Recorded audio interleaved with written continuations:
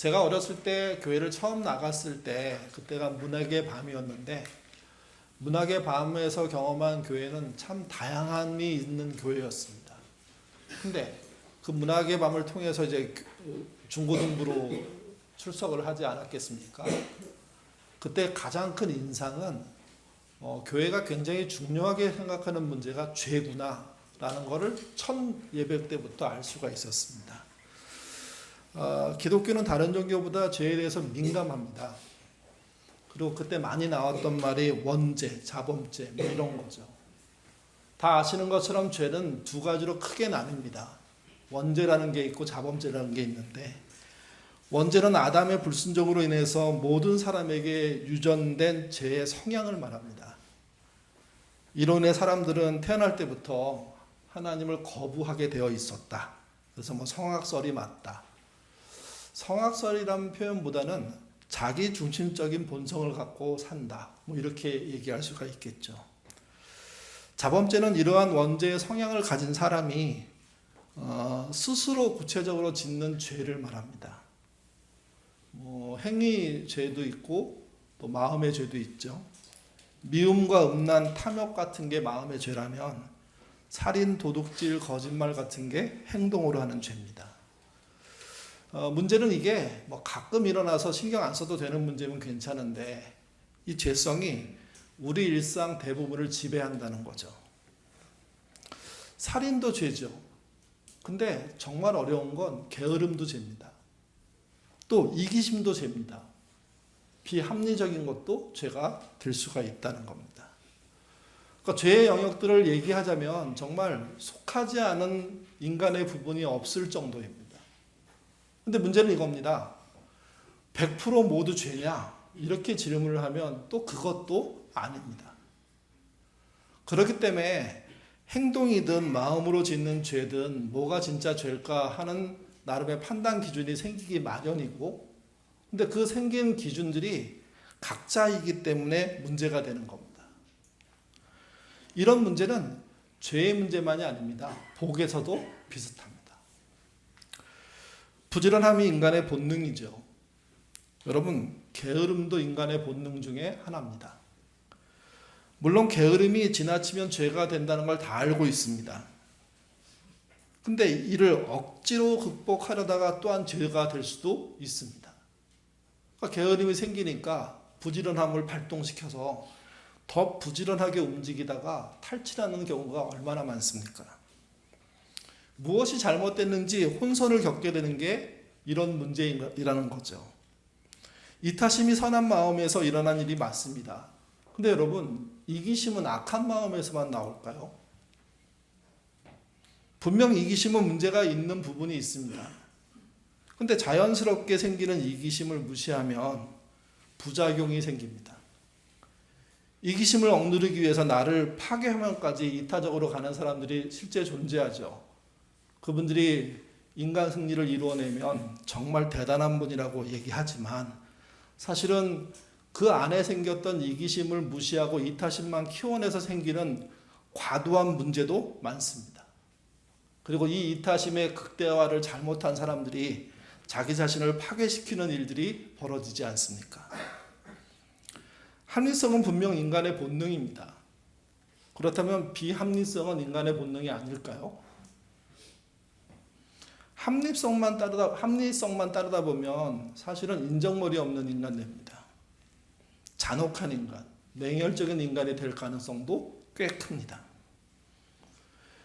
반대로 비합리성만으로 살 수도 없습니다. 근데 비합리성 안에는 논리와 통계로 설명할 수 없는 대단히 중요한 가치들이 존재하고 비합리적이지만 그러나 직관적으로, 감정적으로 때로는 알 수 없는 어떤 기운과 같은 문제들로 인해서 생기는 새로운 길들은 사람이 합리적으로 해결할 수 없는 것을 넘어서는 힘들을 주거든요. 그렇기 때문에 우리가 규정하고 있는 이건 선, 이건 악 이런 기준이 행동으로 살인을 저지르는 것처럼 명확하지 않으면 사실은 정리할 수가 없습니다. 또 하나의 문제는 사람은 그걸 알고 있음에도 불구하고 한쪽으로 치우친다는 겁니다. 대부분의 사람들은 교육을 통해서 부지런함, 이타심, 합리성이 옳은 일이고 사회적으로 필요한 일이며 교회 안에서는 하나님의 복의 내용이라고 말합니다. 근데 성경을 또 읽다 보면 하나님이 인정하시는 게으름이 있습니다. 하나님이 인정하시는 이기심이 있습니다. 하나님이 인정하시는 비합리성이 존재합니다. 결국 이 말들을 종합해 보면 이렇습니다. 사람은 두 영역에서 균형을 잡아야 할 존재라는 겁니다. 문제는 이 균형을 잡는 것이 쉬운 일이 아니라는 거죠. 또 한 가지는 이 균형 잡는 일이 하나님의 복으로 성경에 설명되어 있다는 겁니다. 그 중에 한 말씀이 시편 67편입니다. 그동안 설교를 통해서는 주로 다윗이 하는 시를 살펴봤습니다. 근데 오늘은 다윗이 쓴 시가 아니라 무명 시인이 지은 시입니다. 다윗의 시는 우리가 다윗이 어떻게 살았는지를 알고 있기 때문에 유추할 수 있는 배경들이 좀 있습니다. 근데 여기 등장하는 무명의 시인은 누군지 모르니까 왜 이런 말을 했는지 도대체 이유를 모르는 거죠. 근데 어찌됐든 다윗 못지않게 무명 시인의 신앙의 폭, 시의 폭이 대단히 넓다는 겁니다. 대단히 근본적이라는 겁니다. 같이 보시죠. 시편 67편 1절입니다. 읽겠습니다. 하나님은 우리에게 은혜를 베푸시고 복을 주시고 그 얼굴을 비추사. 어디서 본 문장 아닙니까? 무명 시인이 첫 시를 쓰는데 본인이 창작해서 쓴 건지 아닌지 저희는 잘 모르겠지만 어쨌든 다른 성경 또 앞서 있는 성경에 있는 내용이 등장합니다. 민수기에 말하는 제사장의 축복, 제사장의 축도라고 하는 그 부분의 일부분이 1절 내용에 고스란히 드러나죠. 그렇기 때문에 이 사람이 추구하고 있는 시의 어떤 흐름은 개인의 경험이기보다는 삶의 종합이라고 볼 수가 있습니다. 그리고 누군가로부터 배운 내용을 발전시키는 것으로 볼 수 있습니다. 적용하려고 애쓰는 거죠. 그래서 전제를 뚜렷하게 밝힙니다. 제사장의 축복과 관련된 말씀을 고스란히 옮겨놓고 있습니다. 복에 대한 사람의 정의는 사실 사람마다 다릅니다. 어떤 분은 복을 성과나 수고의 대가로 생각하기도 하고요. 어떤 분은 그냥 땅에서 줍는 것처럼 어쩌다 얻은 행운처럼 생각하기도 합니다. 또 누군가는 물려받은 특권이 복이라고 말하기도 하죠. 또 복의 근처에 가보지도 못했다는 사람들도 꽤 있습니다. 그러니까 복은 정의하는 사람에 따라 다릅니다. 신자인 사람들도 똑같습니다. 여기 계신 분들이 각자 복에 대한 정의를 한 줄씩 써내라고 하면 아마 천양지차의 이야기가 나올 겁니다. 그럴 때 우리가 취하는 방법은 성경이 말하는 복, 하나님 말하는 복이 무엇이냐로 모아져야 한다는 겁니다. 시인은 하나님이 우리에게 주시는 복에 대한 이야기를 하는 거죠. 그리고 그 복을 어떻게 설명하냐면 하나님의 은혜로부터 시작됐다 그렇게 말합니다. 은혜란 하나님의 호의입니다. 복은 하나님의 호의로부터 시작된 겁니다. 그리고 이 호의로부터 시작된 복을 어떻게 사용하고 있는지를 보여주는 말이 2절입니다. 시인이 어떻게 복을 생각하고 있는지 2절 말씀 같이 읽겠습니다. 주의 도를 땅 위에 주의 구원을 모든 나라에게 알리소서. 자주 복을 내 소유로 생각하고 나만을 위한 어떤 복지나 안위로 생각해서 내게 중요하고 나만 소유해야 된다고 강조하는 경우들이 많죠. 근데 이 본문에 등장하는 무명 시인은 복을 온 나라가 보게 해야 되는 것이고 또 이 복을 구원이라고 표현하면서 모든 민족을 알게 해야 한다고 말하고 있습니다. 그러니 이 시인의 믿음의 폭이 복에 대한 이해가 대단히 넓다는 걸 알 수가 있습니다.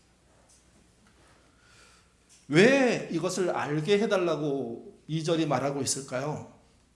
무엇인지 모르는 사람들이 많기 때문입니다. 이스라엘 안에는 나름 하나님의 복을 알고 있는 사람이 많겠죠. 그러나 이방 땅에는 하나님의 복이 무엇인지 모르는 사람이 더 많겠죠. 그렇기 때문에 이스라엘 안으로부터 시작된 하나님의 복에 대한 이야기가 이스라엘 안에 갇혀 있지 않고 온 인류를 향해서 나가야 한다는 이야기를 2절이 하고 있는 겁니다. 근데 문제는 이렇습니다. 이런 얘기를 시인은 하고 있는데 시인과 같은 민족으로 살고 있는 사람들 속에는 그렇지 못한 사람들이 즐비합니다. 그 대표적인 복에 대한 반면교사가 요나입니다. 요나는 철저히 이스라엘 중심적인 사고를 하는 분입니다. 아마 요즘 존재하는 이스라엘과 같은 성격을 갖고 있지 않을까. 그런 대표 인물이 요나인 거죠. 이스라엘만 잘 되면 됩니다. 다른 나라는 다 망해도 별 문제 없습니다. 니느웨에게 가서 복음을 전하라고 하나님이 말씀하셨을 때 반대하고요, 회피합니다. 아주 당당하게 행동합니다. 두려움이 좀 있는 것 같기는 한데 그 두려움 안에 절대로 안 된다는 의지도 분명합니다. 요나가 갖고 있는 기본적인 복에 대한 생각을 배타적인 선민 사상이라고 합니다. 자기들은 선민이고 나머지는 전부 선민이 아니니까 선택된 민족만 구원받고 복을 누리고 하늘나라에 들어가고 그렇지 않은 나라들은 벌받고 망하고 사라져야 된다는 생각을 갖고 있는 겁니다. 지나친 이기주의입니다. 하나님을 나의 것으로, 나만의 것으로 만들어버린 대표적인 케이스입니다. 그러니까 인류의 하나님이신데, 온 우주의 하나님이신데 그분이 나만을 위해서 일해야 돼. 이렇게 단정한 사람이 요나 같은 사람이라는 거죠. 요나가 뭘 놓쳤을까요? 하나님을 놓쳤습니다. 또 하나님이 주신 복을 놓쳤습니다. 성경이 복을 말할 때 가장 대표적인 인물은 아브라함입니다. 아브라함에게 임한 복이 뭘까? 창세기 12장 3절이 명확하게 말합니다. 같이 읽겠습니다. 땅의 모든 족속이 너로 말미암아 복을 얻을 것이라. 예. 믿는 자를 통해서 땅의 모든 족속이 복을 얻는 것은 시편 67편의 1, 2절 말씀하고 일치합니다. 다시 말씀드려서 하나님이 이미 말이 좀 그렇지만 믿는 자들에게는 보편적으로 해주신 말씀이라는 겁니다. 그 해주신 말씀을 요나는 각색해서 아니라고 얘기하고 있는 거죠. 시인은 하나님의 복이 전파되는 것을 확장이라고 설명합니다. 그리고 그 확장이 벌어지는 일들을 놓고 찬양합니다. 같이 보시죠. 3절부터 5절 말씀입니다. 읽겠습니다. 하나님이여 민족들이 주께 찬송하게 하시며 모든 민족들이 주를 찬송하게 하소서. 온 백성은 기쁘고 즐겁게 노래할지니 주는 민족들을 공평히 심판하시며 땅 위의 나라들을 다스릴 것임이니이다. 하나님이여 민족들이 주를 찬송하게 하시며 모든 민족으로 주를 찬송하게 하소서. 읽어보셔서 알게 되는 것은 3절과 5절이 똑같은 내용이라는 겁니다. 그리고 4절이 다른데 결국은 3, 4절은 4절을 얘기하고자 하는 찬양의 내용인 거죠. 4절이 핵심입니다. 그 4절의 핵심 중에 뭐가 또 핵심이냐면 공평히 심판하시며 다스릴 것, 이 두 단어가 핵심입니다. 공평히 다스린다는 말은 뜻 자체가 평평한 땅이란 뜻입니다. 원래부터 평평한 땅이 아니라 들쑥날쑥 했던 땅인데 파지고 높아져 있는 언덕이 있는 그런 땅인데 그 땅을 전부 밀어버려서 평탄대로를 만든 겁니다. 평평한 마당을 만든 겁니다. 다스림은 불기둥, 구름기둥으로 인도했다는 의미입니다. 목자가 양을 인도한다는 뜻입니다. 지배하고 억누르고 빼앗고 하는 다스림이 아닙니다. 그 양을 살게 하고 그 백성을 살게 하고 그것도 광야에서 살게 하는 인도하심을 주는 내용이 포함된 겁니다. 그러니까 공평한 심판과 다스림이란 하나님이 진정으로 말하는 복인데 이 복을 하나님은 그들의 사람들을 통해서 전 인류에게 전하고 싶은 거죠. 그리고 그 일을 하라고 요나까지 부르신 겁니다. 이 진정한 복을 어느 방향으로 가야 할지 6절과 7절은요 마지막으로 강조합니다. 같이 읽겠습니다.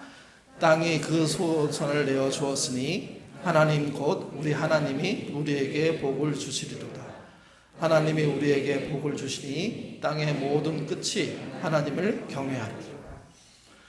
여기 말하는 땅에 그의 소산이란 이 표현은, 땅이 그의 소산을 내어주었다는 이 표현은 농부가 씨앗을 심었다는 뜻이고, 그 씨앗이 자라서 열매가 맺혔고 그것이 소산으로 모든 사람이 쓰게 됐다는 의미입니다. 이때 씨앗은 무엇이냐? 그게 공평한 심판과 다스림의 내용입니다. 그리고 그건 뭐라고 말씀드렸냐면 복이라고 말씀드렸습니다. 복은 하나님이 심으시겠지만 하나님의 사람들에 의해서 실제 심깁니다. 그리고 그것이 온 인류를 먹고 살게 만드는, 누리게 하는 이유들이 되는 거죠. 그리고 7절은 그것이 어디까지 가야 되느냐? 땅의 모든 끝까지 가라고 얘기합니다.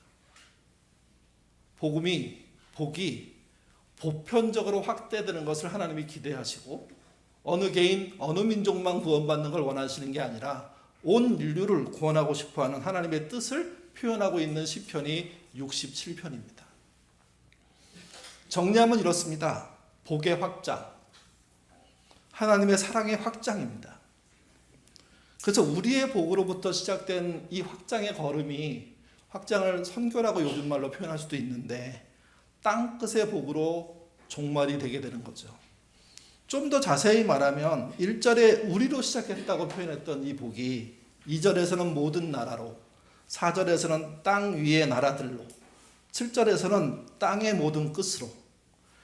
여러분 2절, 4절, 7절은 똑같은 말을 반복했는데 강조하기 위한 반복이기도 하지만 구석구석까지 그분의 복이 도달하기를 기대하는 하나님의 마음이기도 합니다.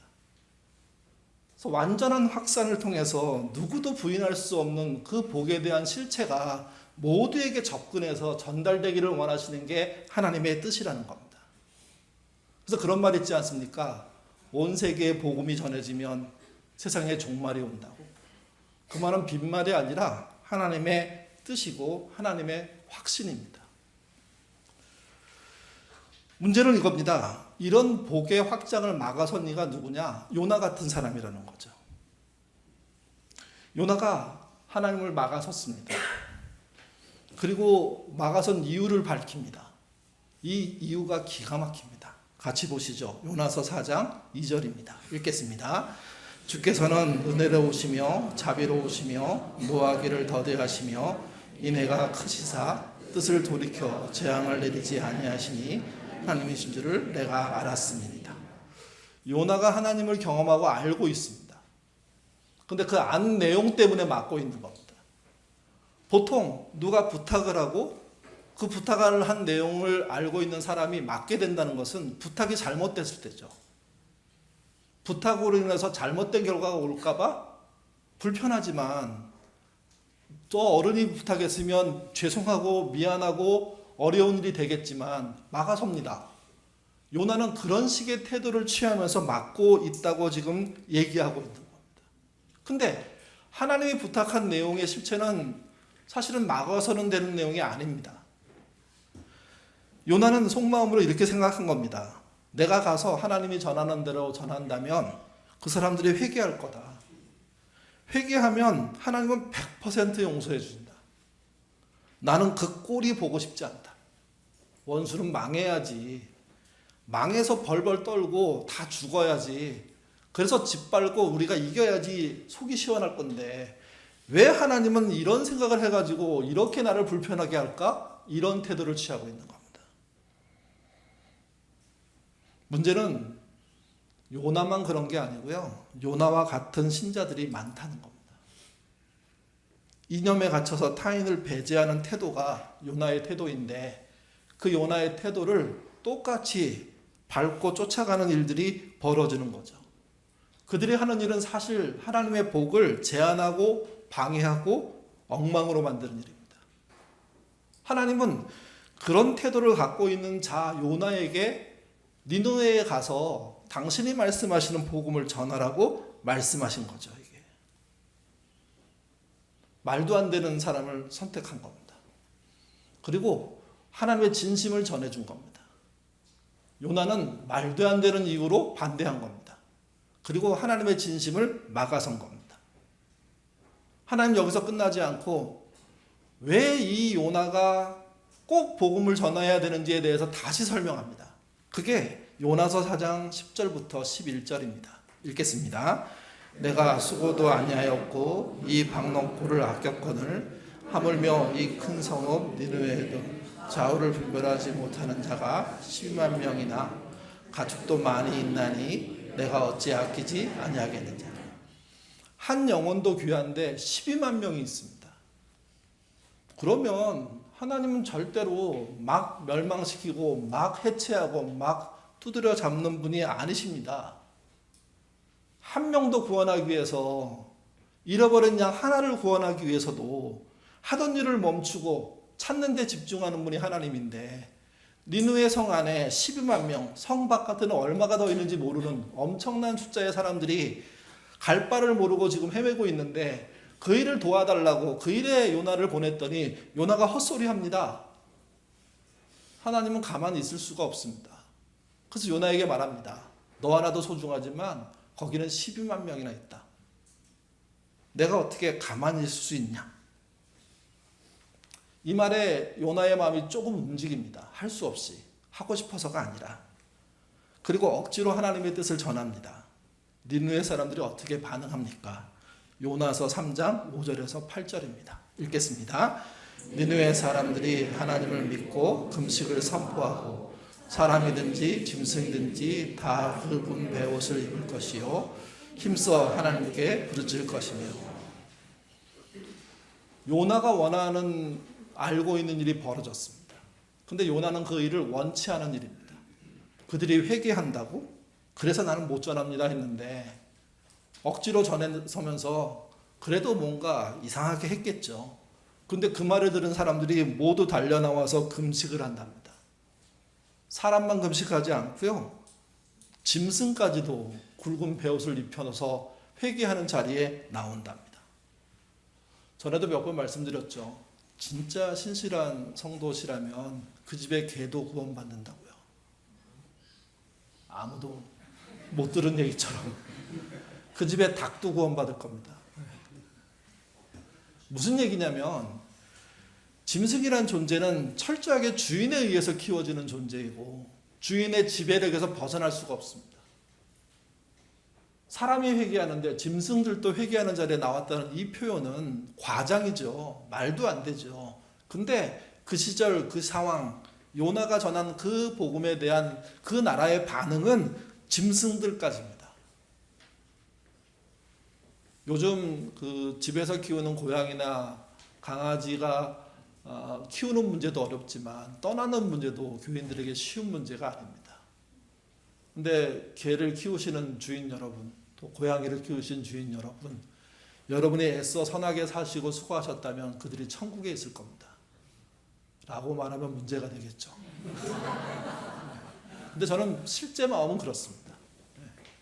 왜 그러냐면 집에서 키우는 짐승은 그 주인의 삶을 반영하기 때문에. 생각해 보십시오. 하나님의 마음이 이런데 하나님의 사람이라고 자부하는 사람들이 하나님 반대쪽으로 간다면 그게 더 큰 문제죠. 일본이 미우십니까? 중국이 망했으면 하십니까? 북한이 지상에서 사라지면 좋겠습니까? 하나님은 그렇게 생각하지 않으십니다. 일본도 중국도 북한도 또 우리 안에서 갈라져 있는 남북도 반대로 또 동서도 하나님은 모두가 함께 하나님의 뜻 안에서 구원받기를 바라시고 그 일을 위해서 사람들을 보내시고 그들의 땅끝까지 당신의 복이 전해지기를 원하십니다. 그래서 교회가 존재하는 것이고 그래서 선교도 하는 것이고 그래서 복음도 전하는 것이고 그래서 시민사회 단체에 대한 후원과 그들을 아끼지 않고 격려하는 이유가 여기에 있는 겁니다. 예인의 교세를 자랑하기 위해서라면 그렇게 할 필요 없습니다. 하나님의 뜻을 이루기 위해서니까 그런 행동들을, 그런 무리한 요청들을 여러분들에게 드리는 겁니다. 때때로 하나님의 복이 너무 넓어서 적용하기 어려울 때가 있습니다. 마중물에 게으름, 이기심, 비합리적이라는 말을 했습니다. 여러분, 이 영역 안에도 하나님의 복이 들어와 있고 오히려 복으로 확장될 영역이 있다는 사실 아십니까? 개인적으로 게으름이 밀려올 때가 있습니다. 많은 분들이 그렇게 하실 거예요. 신속하게 부지런하게 게으를 틈이 없도록 만들어버리죠. 그런데 여러분, 게으름이 부지런함을 대처하기보다, 말을 잘못한 것 같은데요? 부지런함으로 게으름을 대처하기보다 게으름을 몸의 신호로 읽으시면 안 됩니까?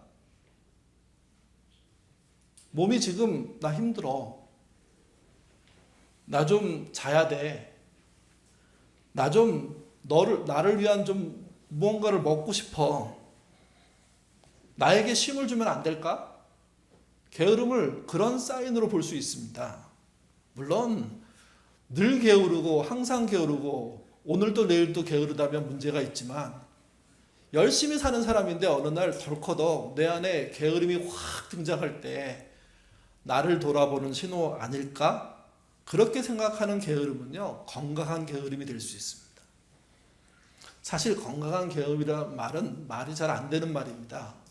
근데 억지 붙여서 말씀드리는 이유는 그런 것이 실제 있고 있을 수 있기 때문에 누군가 건강한 길로 가기 위한 게으름을 피우고 있다면 기다리고 인정하고 그럴 필요가 있는 거죠. 시편 127편 3절에 그런 이야기가 나옵니다. 같이 읽겠습니다. 여호와께서 그의 사랑하시는 자에게 잠을 주십시오. 이때 잠은 숙면을 말하는 게 아닙니다. 쉬는 시간, 멈추는 시간, 게으른 시간까지 포함하는 겁니다. 남에게 보이지 않게 자기를 완전히 평안하게 놓고 잠에 취할 정도로 오랜 시간 거기에 누워 있다는 것은 사실은 그만큼 편안한 게 없다는 의미도 되는 거거든요. 그러니까 취침은 누구나 하는 일이지만 취침을 통한 진정한 쉼을 얻는 사람이 많지 않은 것처럼 잠을 주시는 하나님의 목적은 그 잠을 통한 온전한 쉼을 얘기하는 겁니다. 예수님이 너무 바빠서 밥조차 못 먹고 있는 제자들에게 사역을 중단시키면서 말씀하셨습니다. 마가복음 6장 31절입니다. 읽겠습니다. 한적한 곳에 와서 잠깐 쉬라. 잠깐이란 뜻은 시간 문제를 따지기 참 어렵지만 어쨌든 그 제자들이 쉬어야 한다는데 주님이 먼저 나서서 하시는 말씀입니다.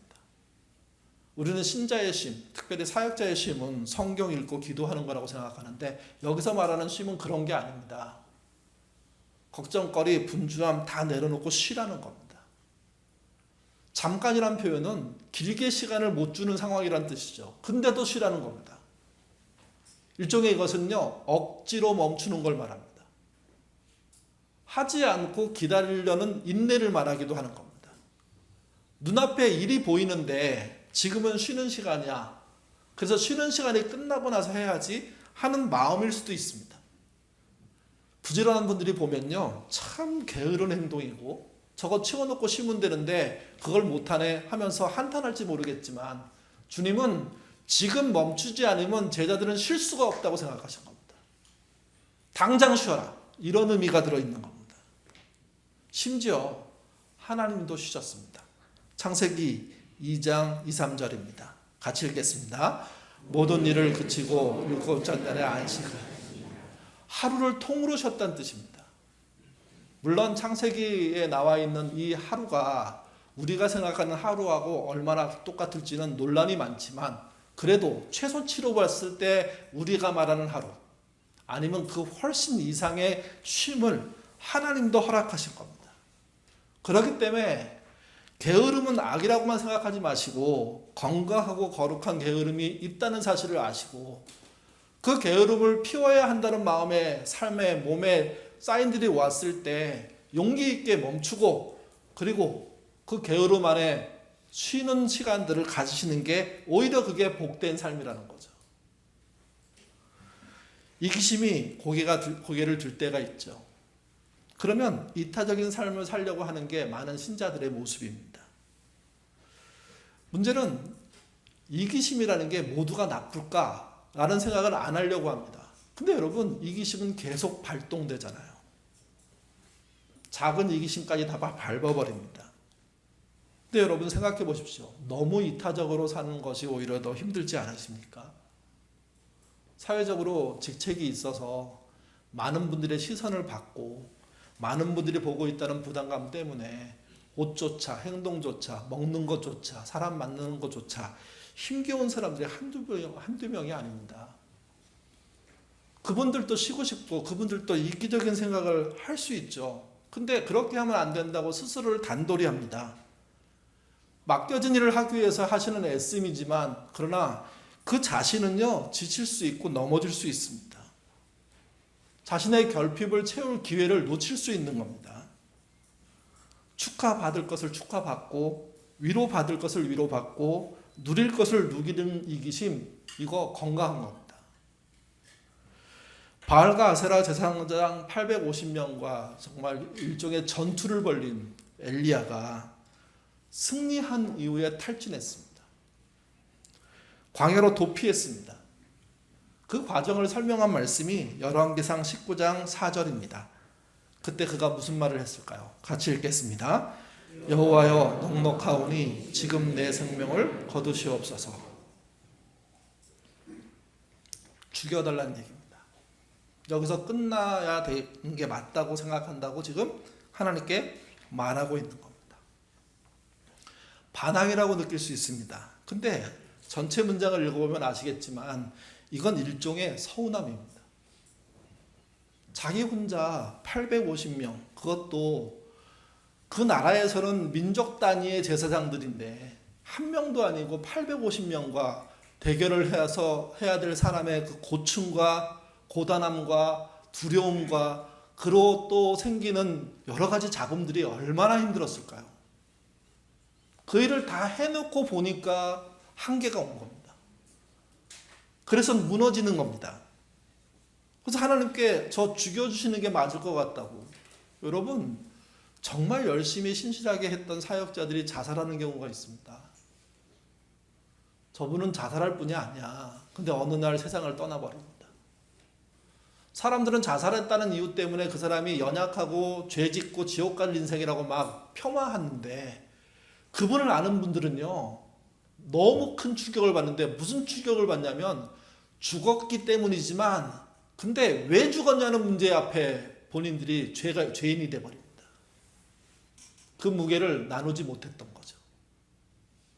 생각지도 못했던 거죠. 나눌 수 있다고 생각하지 않고 잘 감당할 거라고, 저분은 그렇지 않은 분이라고 생각했는데 그분이 하루아침에 생명을 스스로 끊고 중단해버린 겁니다. 그 두려움이 얼마나 컸으면, 그가 얼마나 자기 속에 일어난 자기를 챙기라는 이기심을 무시했으면, 그 부담감 때문에 죽어야지 하는 그 생각을 하게 되고 죽기까지 가는 일들이 벌어지는 겁니다. 엘리야는 지금 그러고 있는 겁니다. 근데 이거를 서운함으로 표현했으니까 다행인 거예요. 서운함이 어떻게 표현됐는지 10절 말씀 읽겠습니다. 내가 만군의 하나님 여호와께 열심히 유별하오니 오직 나만 남았거늘 그들이 내 생명을 찾아 빼앗으려 하나이다. 여러분, 나눠드리는 것은 잘려 있는데 그 뒤에는 그 부분이 있습니다. 지나치게 이타적인 사람은요, 죄송하지만 지나치게 위험한 사람입니다. 지나치게 아슬아슬한 사람입니다. 그 아슬아슬한 사람들을 붙잡으셔야 됩니다. 역할이 소중할수록, 남에게 보일수록 말 못하고 겪는 고통이 한두 가지가 아닙니다. 붙잡으셔야 됩니다. 왜 사역자가 그 모양이야? 그게 아닙니다. 왜 엘리야가 그따위야? 그렇게 말하시면 안 됩니다. 저 열심히 했습니다. 근데 나만 남아 있습니다. 하나님, 이게 뭡니까? 엘리야는 그렇게 묻고 있습니다. 고립됐고 피해 망상까지 겹쳐 있고 보상이 없는 서운 앞에 절규하고 있습니다. 하나님은 어떻게 하셨을까요? 그의 말을 들으셨습니다. 까마귀를 통해서 먹이셨습니다. 그리고 당신의 목적이 있는 곳까지 인도하셨습니다. 그리고 불병거로 하늘나라로 올리셨습니다. 더 이상 너는 안 해도 돼. 여기까지야. 실패가 아닙니다. 성경에 죽지 않고 들림받은 사람은 몇 명 안 됩니다. 하나님이 그를 들어 올리시면서 그가 했던 모든 고충과 그 노력을 아셨던 겁니다. 그리고 우리에게 남겨주신 겁니다. 그렇게 붙잡지 못한 건 그 공동체의 실패라고. 반대로 야곱은 좀 다릅니다. 야복강 나루토에서 하나님의 천사를 만나서 상황이 그랬기 때문에 죽을 결심으로 하나님께 매달리고 싸우죠. 그가 이렇게 말했습니다. 창세기 32장 26절입니다. 읽겠습니다. 야곱이 이르되 당신이 내게 축복하지 아니하면 가지 나에게 복을 주지 아니하면, 이 말은 나의 문제를 풀어주시지 않는다면 나는 절대로 당신을 못 놓습니다 하는 이야기를 합니다. 너무 지나치게 덤벼드는 그 모습 앞에 하나님이 져주셨습니다. 근데 결론은 다르게 해주셨습니다. 너는 이스라엘이다. 네가 나랑 싸워서 이겼다. 내막은 져준 건데 너는 이겼다로 남겨주신 겁니다. 하나님은 그렇게 이길 수 있는 존재라는 거죠. 자기가 살아야 된다는 절체절명의 위기 속에 마지막까지 하나님이 붙잡는 이기심은 거룩한 것이고 건강한 것입니다. 사람이 할 수 있는 일이고 해야 될 일입니다. 그건 하나님의 복입니다. 또 내가 비합리적이라는 의심이 들 때가 있죠. 그때 왜 이렇게 합리적이지 못해? 라고 생각하지 않아도 될 때가 있습니다. 무조건 괜찮아라고 말할 수는 없지만 갑자기 불안과 걱정과 의심과 질투가 나를 사로잡을 때 그 감정을 숨기지 말고 내가 왜 그런지 여러분 살펴보셔야 됩니다. 나름 합리적으로 살려고 하는데 비합리적인 이유들 때문에 흔들릴 때, 비합리적인 게 다 다르기 때문에 뭔지 모르겠지만 그 다른 이유가, 합리성을 흔들 때는 이유가 있는 겁니다. 통계가 아닌 감정, 실체가 없는 직감, 절차가 아닌 융통성에 대한 도전이라고 보셔야 됩니다. 감정과 직감과 융통성은 죄가 아닙니다. 우리가 살 수 있는 정말 과중한 그런 압박 속에서 견딜 수 있는 이유들이 되는, 문제를 풀 수 있는, 새롭게 볼 수 있는 기회가 되는 그런 하나님의 힌트이기 때문에 그렇습니다. 그래서 믿음의 사람들이 합리적으로 일을 보지 않고 비합리적으로 보는 사건들이 굉장히 많습니다.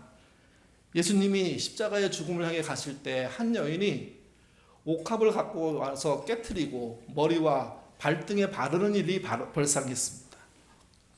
합리적인 가룟 유다와 제자들은 말도 안 된다고, 그 돈으로 사람을 구제했으면 몇 명이나 구제했겠냐고 할 정도로 아주 냉정하게 따져 몰아붙였습니다. 예수님은 달랐습니다. 마가복음 14장 6절입니다. 같이 읽겠습니다. 예수께서 이르시되 가만히 두라. 자기에게 좋은 일을 했기 때문에 보통 사람은 말하지 않을 겁니다. 슬쩍 모른 척 넘어가죠. 근데 주님은 이건 아니라고 생각하셨고, 당신에게 좋은 일을 했다는 의미조차 이해하지 못하는 가룟 유다와 제자들을 향해서, 그 주변의 사람들을 향해서 이건 눈여겨봐야 되고 이건 나를 위해서 좋은 일을 한 것이다.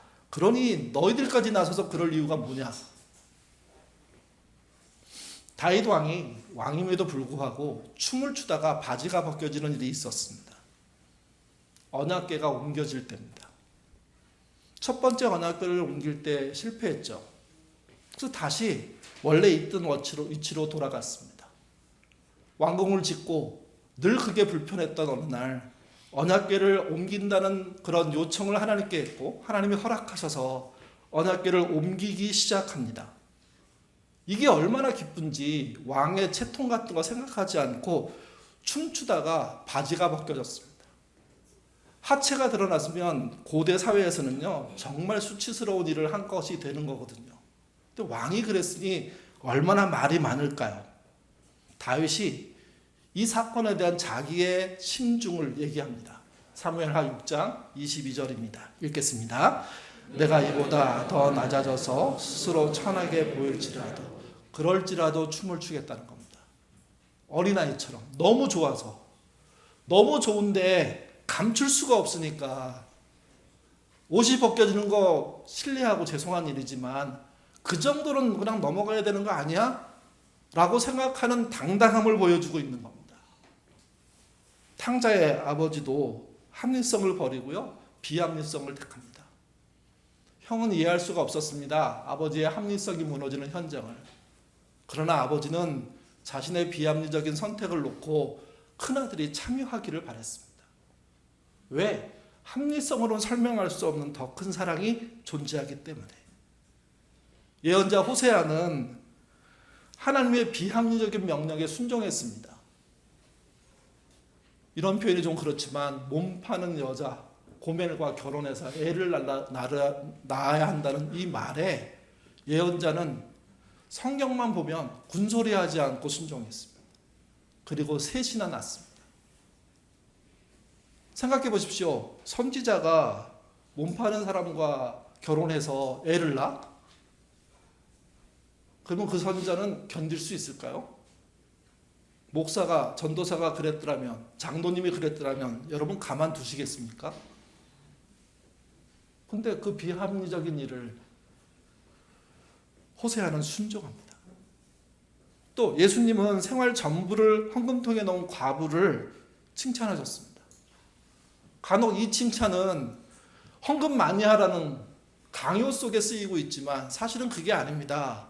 이 사람이 진짜 큰 헌금을 한 사람이고 진짜 나는 이 사람이 사랑스럽고 고맙고 미안하다는 얘기를 하고 있는 겁니다. 합리적으로 이해하면 이해가 안 될 상황인데 비합리적으로밖에 볼 수 없는 상황이기에 그걸 그렇게 보면서 강조하시는 거죠. 헌금 많이 했던 과부처럼 하라, 이런 뜻이 아닙니다. 자기를 전부를 들여도 아깝지 않게 행동했던 그 사람의 그 마음을 좀 본받아라, 그렇게 말씀하시는 거죠. 건강하고 거룩한 비합리성이 존재하고 그게 하나님의 복에 굉장히 큰 영역이라는 사실을 잊지 않으셨으면 좋겠습니다. 하나님의 복은 부지런함에도 있고요, 게으름에도 있습니다. 이타적인 것에도 있고요, 이기심에도 있습니다. 합리적인 것에도 있지만 비합리적인 것에도 있습니다. 내가 생각하는 복의 기준으로 재단하지 마십시오. 나의 옹졸함으로 요나처럼 내가 하나님을 막아볼게 하는 이상한 호기가 우리에게 없었으면 좋겠습니다. 그리고 오히려 미개발된 분야나 방향이나 역할 속에서 하나님의 복이 무엇인지 확장하시기를 바랍니다. 건강한 게으름, 건강한 이기심, 건강한 비합리성이 영적으로 확장되는 것이고 그게 복의 영역을 더 구체적으로 만드는 내용입니다. 시인은 그런 복이 땅 끝에 구석구석까지 전하기를 원했습니다. 진짜 신자입니다. 기도하겠습니다. 하나님의 복은 모두를 위한 복이라는 시편의 말씀을 기억하고 싶습니다. 그 복된 하나님이 우리에게 당신의 얼굴을 비춰주신 것, 그게 민수기가 시편 67편이 말하는 복입니다. 그동안 요나처럼 편협하게 갇혀 살았습니다. 나의 복을 고집하며 하나님의 큰 뜻을 제안하는 그 모습을 회개하는 우리가 될 수 있도록 인도하여 주옵소서. 이제는 우리에게 임한 복이 담장을 넘어 이웃과 열방으로 흩어지게 하시고 우리의 연약함까지도 복으로 바꾸시는 주님을 신뢰하는 우리 모두 되도록 도와주옵소서. 우리 안에 누리는 거룩한 심, 나를 지키는 건강한 자존감, 계산 없이 주님을 사랑하는 뜨거운 열정을 회복하게 하시고 냉혈한이 아닌 따뜻한 주의 백성들 되도록 인도하여 주옵소서. 삶의 모든 영역에서 확장된 하나님의 복을 온전히 누리는 예인교회, 예인의 성도들 되도록 그런 고민과 그런 기도로 이번 한 주 살 수 있도록 인도하여 주옵소서. 주의 보살핌이 우리 안에 하나님의 복의 확장을 통해서 이루어진다는 말씀을 믿고 살려는 우리 안에 충만하게 나타나는 한 주 연말 되기를 주님의 이름으로 기도합니다. 아멘.